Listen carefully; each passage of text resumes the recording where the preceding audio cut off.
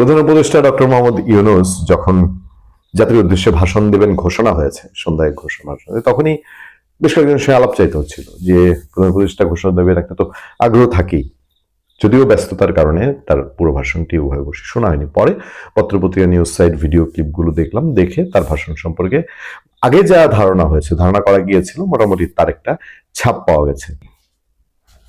তো যা ভাবনা তাই ঘটলো।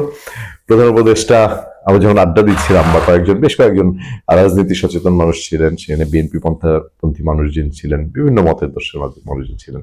তাদের কেউ কেউ বলছিলেন যে দেখবেন যে ওই প্রধান উপদেষ্টা ফেসিবাদ নিয়ে কথা বলবে, ফেসিবাদ কিভাবে ফেরানো হচ্ছে, তার কতটুকু ক্যারিশমা আছে, মানে জাতিকে যে এই দিনে একটা নতুন কোনো দিক নির্দেশনা দেওয়ার, তার চেয়ে দেখবেন যে এই ফেসিবাদ, আওয়ামী লীগ, এগুলো নিয়ে 15 মাস ধরে যা চলছে এগুলোই চলতে থাকবে।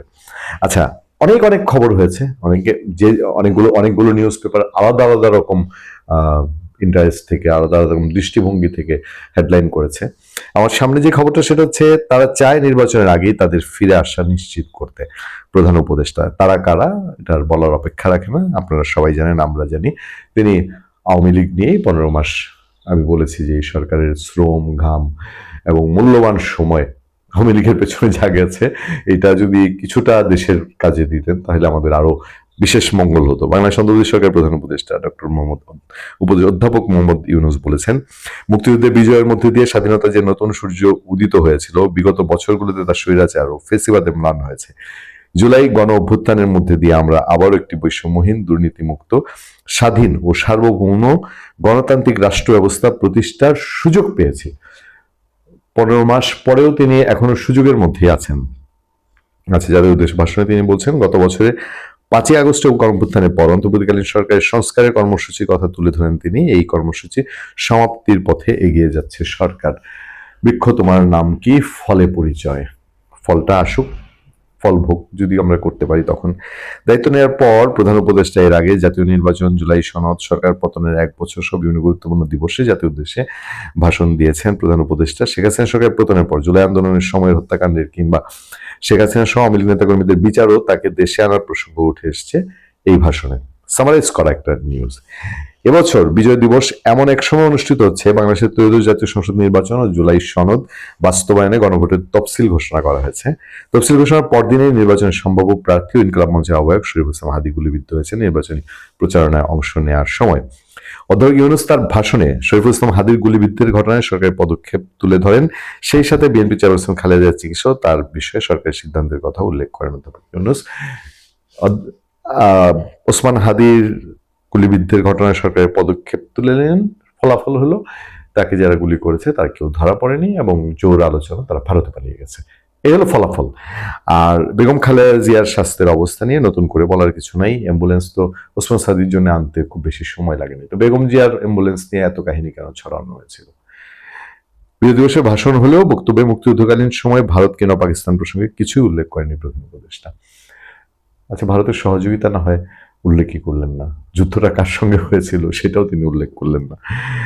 আচ্ছা, তারপরে হাদি গুলিবিদ্ধ হওয়া অস্তিত্বের ব্যাপার, এ নিয়ে তিনি আজকে ব্যাপক কথাবার্তা বলেছেন। বেগম খালেদা জিয়ার স্বাস্থ্য সম্পর্কে বলেছেন। আওয়ামী লীগ ও শেখ হাসিনা প্রসঙ্গে তিনি বলছেন যে ফেসিস্ট টেররিস্টরা যারা অস্থিরতা সৃষ্টি করতে চায়, আমরা অবশ্যই ঐক্যবদ্ধ হয়ে তাদের মোকাবেলা করব, তাদের ফাঁদে পা দেব না।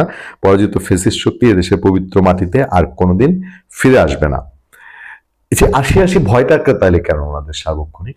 ওনারা এই ভয়টা না পাইলে, এখন ওনারা যেহেতু কনফিডেন্ট যে এটা আর ফিরে আসবে না, তাহলে ওনারা এই ৮০ ভয়টার মধ্যে কেন থাকেন? প্রধান উপদেষ্টা আরো বলেন, যারা দেশ ছেড়ে পালিয়ে গেছে তারা বুঝে গেছে তরুণ যোদ্ধারা তাদের পুনরুদ্ধারের পক্ষে ভীষণ রকম বাধা। এই অস্ত্রহীন, ভীতিহীন, ব্যক্তিগত স্বার্থ সম্বন্ধে সম্পূর্ণ উদাসীন, দৈনন্দিন এই চেহারার ছেলে মেয়েদের নিয়ে তাদের সাংঘাতিক ভীতি। আচ্ছা, ওনারা অস্ত্রহীন, এখনকার এই যে ছেলে মেয়েদের কথা উনি বলছেন তারা অস্ত্রহীন, ভীতিহীন নিশ্চিতভাবে, কিন্তু অস্ত্রহীন, ব্যক্তিগত স্বার্থ সম্পর্কে তারা সম্পূর্ণ উদাসীন। একটু হারির খবর কি আসলে আমাদের মাননীয় প্রফেসর ডক্টর মোহাম্মদ ইউনূস উনি জানেন এই ছেলেগুলোর হারির খবর? 5 আগস্টের আগের দিন কি ছিল আর নির্বাচনের আগেই ফিরতে চায় আওয়ামী লীগ। লাগে না, তারা তো 5 স্টার হোটেলে খাওয়া দাওয়া করে। আগামী সংসদ নির্বাচন ঘিরে আওয়ামী লীগ ফিরে আসার চেষ্টা করছে ইঙ্গিত দিয়ে অধ্যাপক ইউনূস বলেন। তারা চায় নির্বাচনের আগেই তাদের ফিরে আসা নিশ্চিত করতে, নানা ভঙ্গিতে এটা তারা করবে। এই চোরাগুপ্তা খুন করার উদ্যোগ তার একটা রূপ, আরো কঠিনতর পরিকল্পনা নিয়ে তাদের প্রস্তুতি আছে? দুইটা প্রশ্ন। তাহলে অনেকদিন পরে এসে ওসমান হাদি গুলিবিদ্ধ হওয়ার অনেকদিন পরে এসে আমরা জানলাম যে বাংলাদেশের সরকারের প্রধান উপদেষ্টা তিনি ওসমান হাদির উপরে এই হামলাকে ফেসিবাদী বা স্বৈরাচারী বা তিনি যাদেরকে সেরকম মনে করছেন তাদের গুপ্ত হামলা বলছেন তিনি, এবং তাদের আরো ডেঞ্জারাস প্ল্যান আছে। তাহলে তার এই ভাষণে সেই ডেঞ্জারাস প্ল্যান মোকাবেলা করার পথ কি, সেদিক নির্দেশনা ছিল কিনা?